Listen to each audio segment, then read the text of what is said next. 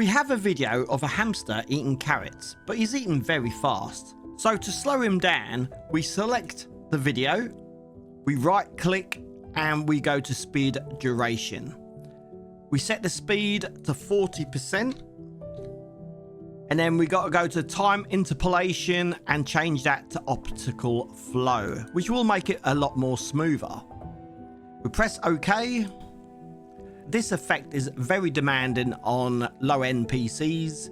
So what you do, you select the clip and press return. Now this will render the clip.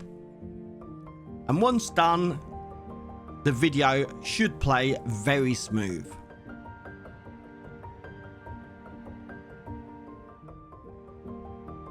And there you go, guys. I hope this video's helped, and if it did, please hit the like button, drop a subscribe, leave a comment, and thanks for watching.